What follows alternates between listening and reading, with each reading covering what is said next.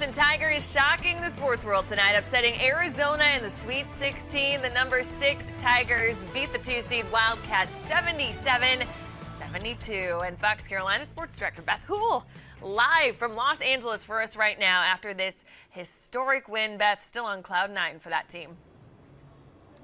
Yeah, you guys, this one's so exciting. We just had the chance to talk to some fans that are incredibly excited about this opportunity. They're from Florence, South Carolina. They were in Memphis, both the mom and dad, and they decided they had to make the choice, fly across country to watch this Clemson team compete in the Sweet 16, bringing their 2 teenage children along with them. And they said it was absolutely worth the effort, the money, and the experience is one they will carry with them forever. The Clemson Tigers feeling the exact same way. This men's basketball team doing something that only one team has ever done before in Clemson history, and that's advance to the Elite 8. Now ahead of them, the opportunity to go where no Clemson team ever has, and that's advance to the Final Four. The team celebrating there, coming off of the court after that big win over Arizona. It's the highest seeded team that Clemson has ever beaten in the NCAA tournament. After the game, the players talking about this experience. Yeah, it really doesn't feel real, to be here right now with this team and, these coaches, it's everything. I love these guys.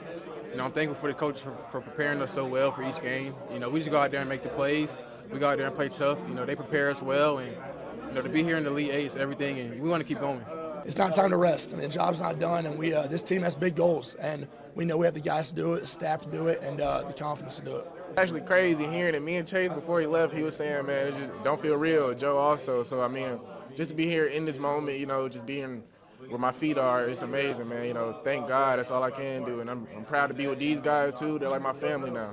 This is unreal. It doesn't even feel real. I've been talking to these guys. I'm like, is this real life?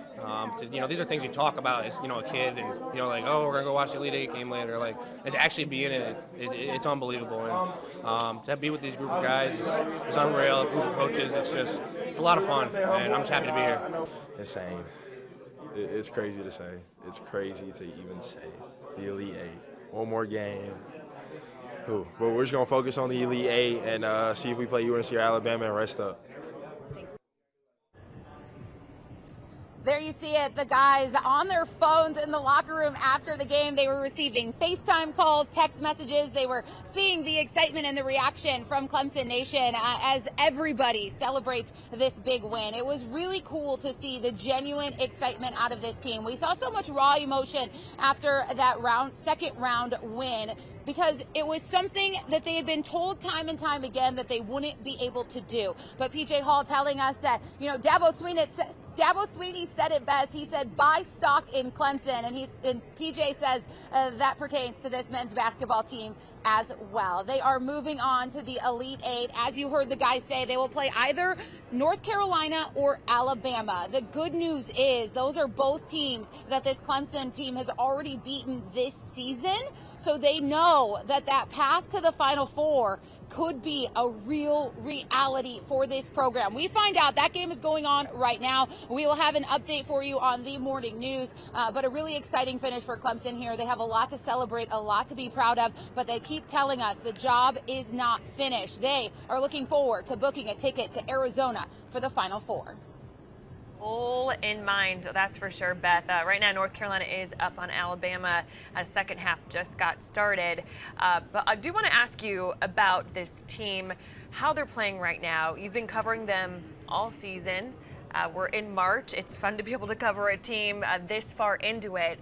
What is it about them right now, playing their best basketball at the end of March? How has it been to see this team kind of change throughout the season to where they're at right now? Yeah, this honestly reminds me a lot of how they were playing at the beginning of the season. They started this year on a 9-0 run where we saw a really motivated, hungry team where it just kind of seemed like everything was going their way. And it was a strong start for them that we talked so much about, kind of was motivated from last year's snub for the NCAA tournament. And so being here now in March in that NCAA tournament that they were forced to sit at home and watch last year, I think is kind of that same motivation that we saw saw in the beginning of the season. They've been able to reestablish that same hunger and that chip on their shoulder. I will say this, though. I think what was different about the beginning of the season to right now is that everything seemed to go their way. Those balls seem to go their way. Those calls seem to go their way. Everything at the NCAA tournament has not gone their way. Some of those fouls called today, the ratio of fouls called on them versus called against them was rather disparaging throughout this game. And so what I've noticed is it's not necessarily going their way, but they're able to fight through and persevere in ways that this team didn't maybe after the Christmas break. But you know, Brad Brownell said that he talked to the team after that Christmas break when they were struggling to get some wins and drop some close games that they should have won. And he told them, you guys are capable of being a team in the Sweet 16, of advancing to the Elite Eight. He said he's only ever told one other team that before in their history, and that was the last team that he took to the Sweet 16. The difference here is that this team advancing on something only one other team has done before, and that was back in 1980. Looking to add a little bit more history and do something now that no team has ever done in Clemson history. Looking forward to that Final Four, Tori. Well, days away for you, Beth, and we're looking forward to watching those Tigers again. Thank you.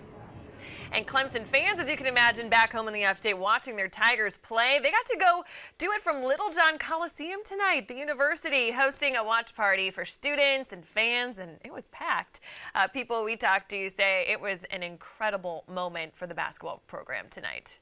Yeah, well, being my first couple days here on the job, I get a chance to come and watch this loyal fan base and student body. They've been phenomenal. It's an unbelievable turnout. They've been loud cheering. I'm learning the chants, right? It's, again, new on the job. And then obviously the men have a halftime lead, so we're super excited and looking forward to cheering them on to a victory here tonight. That's right. That's the Clemson women's new head coach who just got into town recently. So got to take it all in. Pretty cool.